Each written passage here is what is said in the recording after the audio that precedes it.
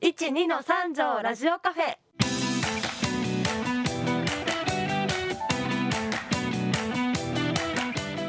この番組は市民が主役の放送局京都三条ラジオカフェで働くスタッフが京都や地域で活動する方をゲストにお招きしてこれからの社会を生きるヒントを皆さんと共に探っていく番組です。今回は藤本薫がお送りします。よろしくお願いします。それではこれからの30分間どうぞお楽しみに。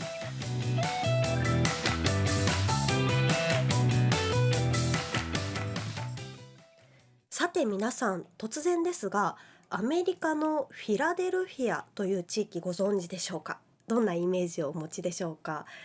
少し私から勉強した知識紹介させていただくと、ペンシルベニア州にあって最大の都市で、一番有名と言っていいのかな、アメリカの独立宣言が行われた地でもあります。そんなフィラデルフィアから大学がそこにあるんですけども、本校があります大学テンプル大学から今回お越しいただきましたゲストのお二人をご紹介します。テンプル大学ジャパンキャンパスの学長でいらっしゃるマシュー・ジェイ・ウィルソンさん。はい、ありがとうございます。今日よろしくお願いします。お願いします。そして大学で SNS を担当されています SNS のスペシャリストThank you very much. ジャバイル・シャルンさんです。よろしくお願いします。お願いします。実はですね、京都の藤の森に来年1月テンプルジャパンキャンパスの京都校が新たに設立されるんです。そちらでは国際教育を推進していかれまして、地域のコミュニティとの交流もこれから深めていかれるということで、今回はお越しいただいたお二人にバトンをお渡ししてこの番組英語たっぷりでお届けしたいと思います。それではウィルソン学長、シャルンさんよろしくお願いします。はい、よろしくお願いします。で、今日はせっかくですね、もうアメリカの大学が京都の方に一応もう設立することも一応なりますので、せっかくですので一応授業が全部英語というようなところで、じゃあそのテンポ大学とテンポ大学ジャパンキャンパスの紹介をちょっと英語でこの20何分を一応渡りながらしたいと思います。でそれではちょっとシュルンの方に一応お任せしますのでどうぞよろしくお願いします。All right. Thank you very much, Matt. So before we begin, I just wanted to know a little bit about your background. Like, can you tell us about yourself? Absolutely. So I grew up in the United States in the town of Salt Lake City, Utah. A lot of mountains, very famous for the Winter Olympics. In fact, the Winter Olympics are coming to Salt Lake in 2034 yet again. And so I grew up as someone didn't have a lot of interest in things that were international until I volunteered to do missionary work for my Christian church. And the church said, why don't you go to Hokkaido, Japan? All right. And I was scared. Hokkaido is very cold. I didn't know a lot about Japan. I knew Japanese like to eat a lot of rice. American rice is not very good. And so I was very scared that there wouldn't be anything good to eat. I wouldn't be able to speak. But believing there was a higher purpose in store, off to Japan I came. And I discovered an incredible country, super nice people. The Japanese culture was fascinating. And I wanted to learn more. And so that really set me on my pathway to becoming first an international lawyer involving the United States and Japan. And then I became a professor, actually at Temple University, teaching at the Japan campus in Tokyo. And then one day I woke up and I was a university president in the United States, in the state of Ohio, and then the state of Missouri. And then 4.5 years ago, I became president of Temple University's Japan campus in Tokyo. Wow, interesting. So, for the listeners, like maybe some of them might not know about Temple University.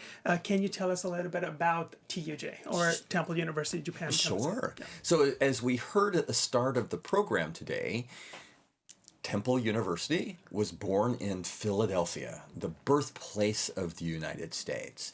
And it happened in 1884. And there was a gentleman by the name of Russell Conwell, and he noticed an interesting thing in society in Philadelphia. First, if you went to college, if you had a university degree, it was more likely that you would get a job. That job would pay more. it was less likely that you would lose your job during difficult economic times, and you would live longer if you went to university. But so many people in the 1880s had to work during the day to support their family. They couldn't go to university. And so Mr. Conwell decided he was going to recruit 18 to 20 students to actually have university classes at night after people were done working. And so as he did his recruiting, he found 18 students. He now needed to go look for a building where they could hold university classes. The building that he found, the name of the building was Temple. All right. And so that's where our name comes from, is it was the first building where we met. Now, fast forward, today, Temple University is over 30,000 students. So we went from 18 to 30,000. Temple University is one of the top-ranked public universities in the entire United States. Right now, Temple is ranked number 45 in the United States. Globally, Temple is incredibly highly ranked. In fact, it's ranked in the top 400 of all universities in the world. So if you compare Temple to Japanese universities, I think it's ranked probably number 7. Wow. You have Kyoto University here that's ranked higher, and Tokyo University, Tohoku, Osaka. But Temple University, if you placed it here in Japan, would be ranked number 7. Yeah. And so there are 182 bachelor's degrees offered at Temple, 180 master's degrees. There's 68 doctor degrees. In fact, I have my Juris Doctor, my law degree, from Temple that I received back in 1999. So truly a remarkable institution that's a top research institution that's known around the world. We have 370 living alumni in 145 different countries. So it's truly, when we talk about Temple and the Temple T, we wear that proudly because of what it is. Now, Okay. Japan. Should we talk about Japan? Yes, and it's very interesting because how you said that the building's name was Temple, and now you're building a university here. Kyoto is known for all the temples, so it's kind of a little confusing at the same time. Like, oh, are you building a different temple? But talking about the difference, like in Tokyo and also in Japan, there are quite a few universities from other countries. Like they have their branch campuses here. How does Temple University Japan campus, or the Temple University education differs, or like when we compare, how is it different? Yeah, so very interesting. And this goes back to, I think, the start of Temple University's presence here in Japan. It was 42 years ago, in 1982, where Temple had a vision to come to Japan and to provide an American-style liberal arts education in English that people in Japan could take advantage of without having to spend a lot of money and go to the United States or to go overseas. The idea was world-class, multicultural, international. And interestingly, I don't think Japan was ready in 1982. The Ministry of Education said, we don't need Temple University here. In fact, Temple said, well, we think you do, and we're going to come anyway. And the Japanese government said, okay, we're not going to treat you like a university. And Temple said, but we are a university.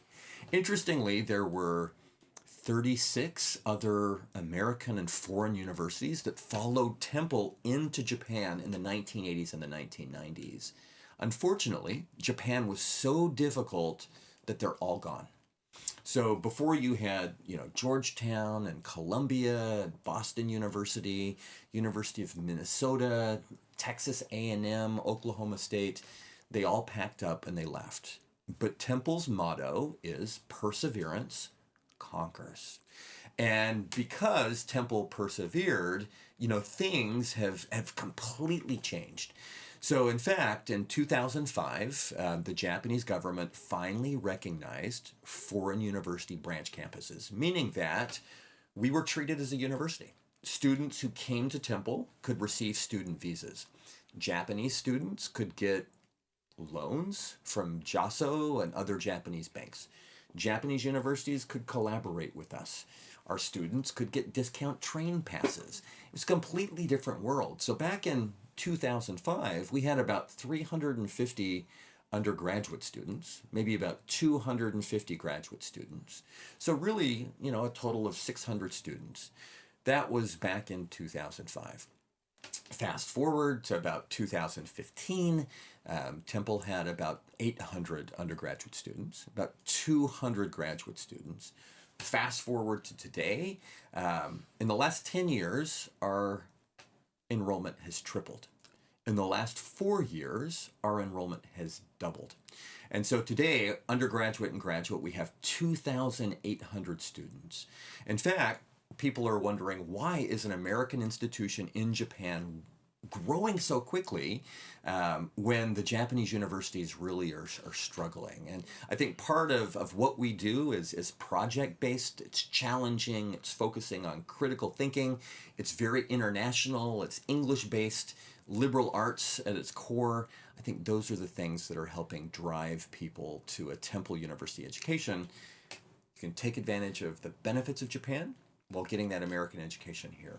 Wow, interesting. And coming back to your point where you talked about, there are tons of universities that came here, but they couldn't work because there were different challenges. And I'm sure opening a new campus here in Kyoto, you might have gone through some challenges that has helped you personally to grow and as an institution. Could you tell us a little bit more about the process? How did you end up building a campus here? What all the challenges and process? Can you share something with us? Right. The history of Temple University Japan campus, TUJ, has been one of struggles. For such a long time, Japan saw TUJ as an outsider and did not want TUJ necessarily here. Well, in 2005, there was a little bit of an opening. Japan embraced. Japanese universities wanted to partner with us, right, along those lines. And it really set off an interesting journey because we didn't have our own campus. We weren't treated like a university. It was very difficult to succeed. And so initially, we were just in office buildings. Temple University moved 6 or 7 times. And interestingly, about 5.5 years ago, Showa Women's University invited Temple to come onto its campus so that it could have the international benefits. Domestic study abroad, dual degrees, joint programs, students could get together for activities and events. And so we moved from one area in Tokyo to our current home in Sangenjaya, just outside of Shibuya. And as we have seen explosive growth in the last 4 years, my focus was to find additional space in our neighborhood in Tokyo.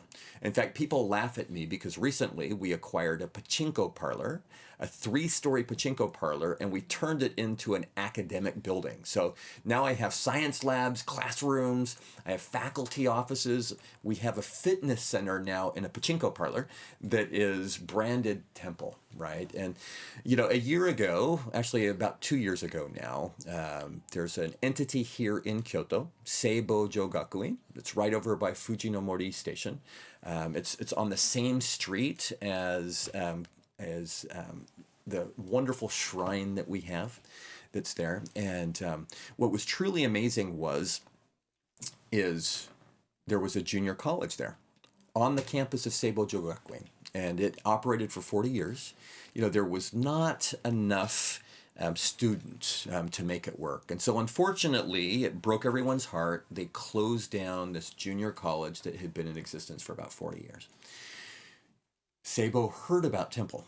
And so I got, through my channels, an inquiry, would Temple ever be interested in a campus in Kyoto? And interestingly, I'd had different cities across Japan starting to reach out to me saying, hey, we see that Temple's growing. we have vacant universities or we have a spot, we would love foreign students and Japanese students to come together and to have an international environment. I mean, at Temple today, we have students from 80 different countries, right? 30% of our students are Japanese, 40% are from the US, 30% are from 78 other countries. And I hadn't thought about Kyoto, but I always have a soft spot in my heart for Kyoto. I love Japanese history. You know, the culture is just amazing. And as I started to think about how could I bridge Japan to the rest of the world, if I could provide an opportunity for my students to study in Tokyo and Kyoto, that would be just, you know, something that would help build global talent, future leaders, greater understanding, hopefully bring peace, joy, and an exceptional education.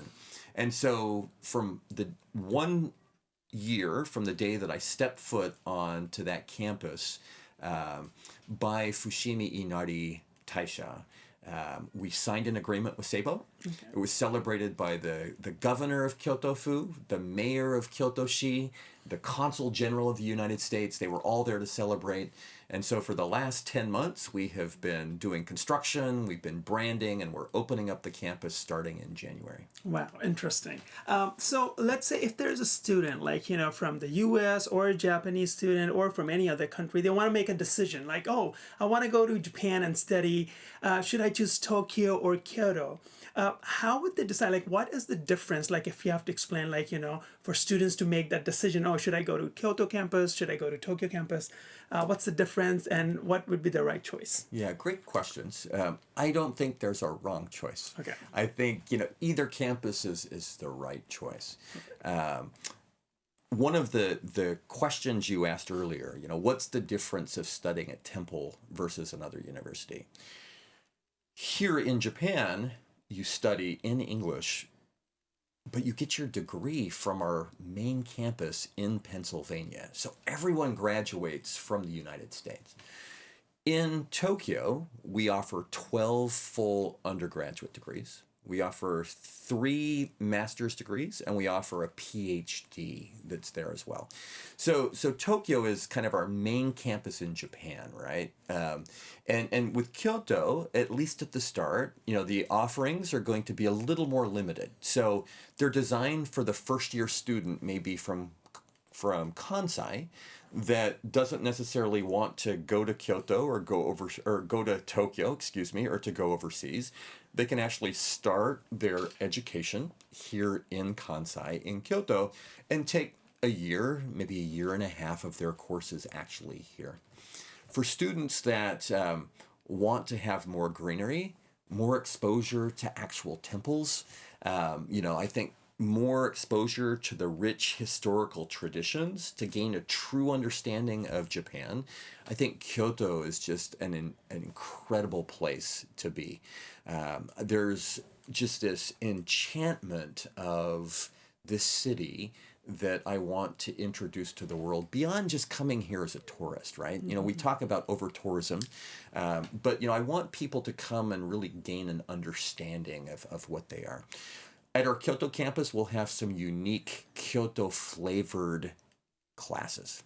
And so, you know, we'll have exploration classes, we'll have, you know, classes that involve Kyoto neighborhoods, you know, Kyoto food. We'll draw on experts from the area. A very famous Japanese politician, Yukari Sato. She's here in Kansai. She'll be teaching a class on the Japanese government. She served in the Diet for 24 years. And so, you know, the classes that students will be able to get will be different. The size of the student body, you know, here to start, we'll have about 125 students versus in Tokyo where we have, you know, 2,800 students. Mm-hmm. So, you know, really hands-on, students will get to know their professors. One of the unique things about our Kyoto campus is no classes on Friday. And so our students, we will have activities for them to get out and to explore Kyoto, to learn about Kyoto culture and Kyoto crafts and be able to explore. We have service projects. We have a global leadership academy. And really it's our intention here is to embed our students in the community here in Kyoto so that they get to understand Japan, Japan gets to understand us, and it sets a foundation for Temple to be here for another, 40, 50, 100 Wow, years. interesting. And I wonder for like the parents, who want to send their kids here. I'm sure one of the biggest worries is always about where are they going to stay. So I wonder, like on your campus here in Kyoto, do you have like some kind of dorms or apartments that you can help the students to stay at? Yeah, so in terms of living arrangements, naturally, students that are here in Kyoto, they're welcome to commute. American universities are all about flexibility, right? We have 3 semesters. We have spring that starts in January. We have summer that starts in May.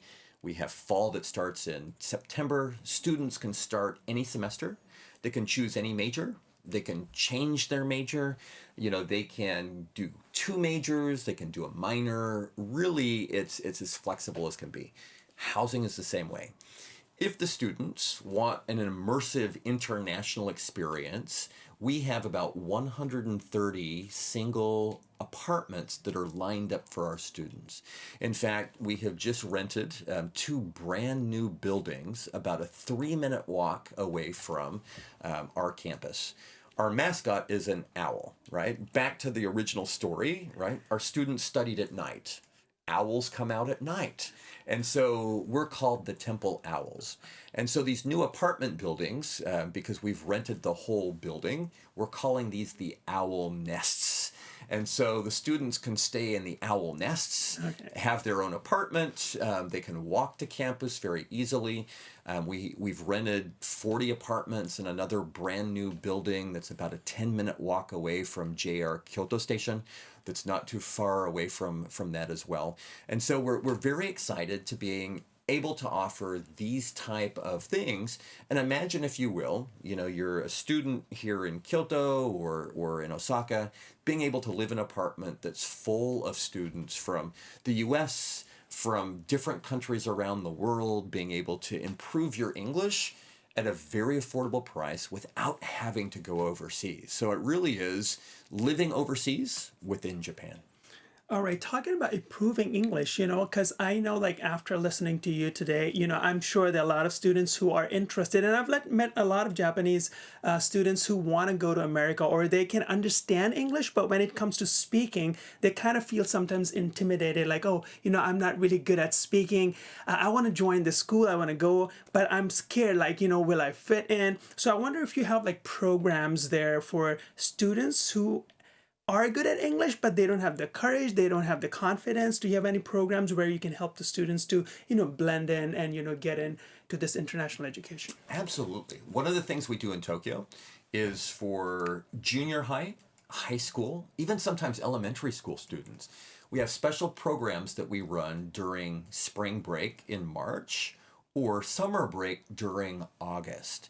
And so starting in August of 2025, we will have special English-based programs taught by not only professors, but by our college university students in very fun atmosphere. So students will be able to come together, receive that instruction as well. For students that, let's say, their academics are really good, but their English just doesn't get there for an American university, next summer, so in May, we're going to be starting our bridge program here in Kyoto, where students can come together, and while studying, they get supplemental English instruction. They can also stay in our apartments together with native English speakers, and it's our goal to boost and elevate that English proficiency while they're actually studying. One of the things that people don't know is we actually provide English language training to college students from 21 different Japanese universities. Those universities have come to us and said, you guys do such a great job. Can you please help our students out? And we're like, we would love to do that. So whether it's elementary, junior high, high school, or college, we do have programs. And so we hope that people will check out our website at www.tuj kyoto.ac.jp/UG/Kyoto. Interesting. All right. And like, like you said, the bridge program is very interesting. What about the students? Like, I'm sure, because this is an American university and the medium is English, but I'm sure there are a lot of students who are from the other countries coming here. There might be like intimidated. Oh, I don't know Japanese enough. Like, do I need to learn Japanese to, live here, study here? Do you think that's an issue? Does your school provide students with some kind of Japanese lesson where they can, day to day, they could speak and have some of that conversation?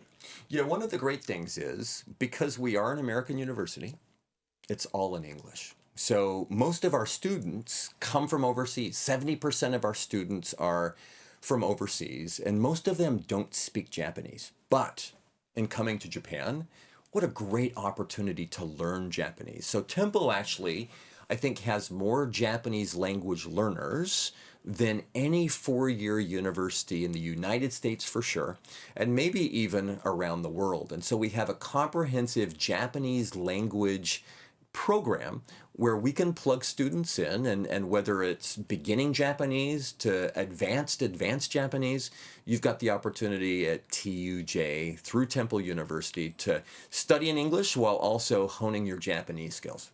Amazing, amazing. So what's the vision for TUJ Kyoto over the next 5 years? Like, where do you see that? Well, as we're starting off with 125 students, what I've seen is intense interest. We'll be hosting a group of 40 students from the top private university in India for a special program in the summer. We're hosting students from the third-ranked university in Mexico. They're sending honor students that are coming on in. I've already lined up 2 or 3 academic conferences for this year, and people are asking for more because they are just enamored by the concept of being able to be here in Kyoto in such a welcoming, friendly environment at a top global institution.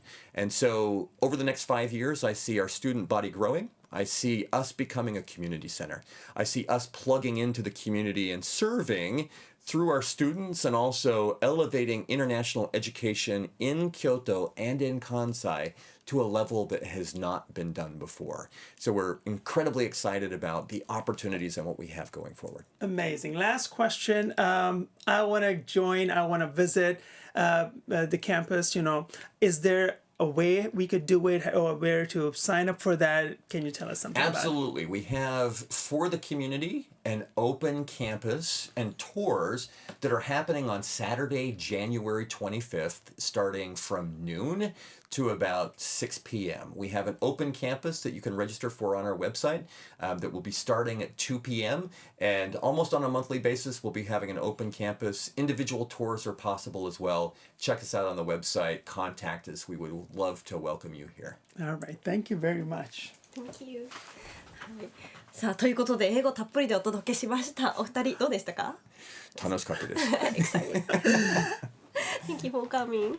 さあそろそろこのラジオもお別れのお時間です。本日お越しいただいたのはウィルソン学長、そしてショルーンさんです。ありがとうございました。こちらこそありがとうございます。では皆さんまた次回をお楽しみに。この番組は京都三条ラジオカフェがお届けしました。ありがとうございました。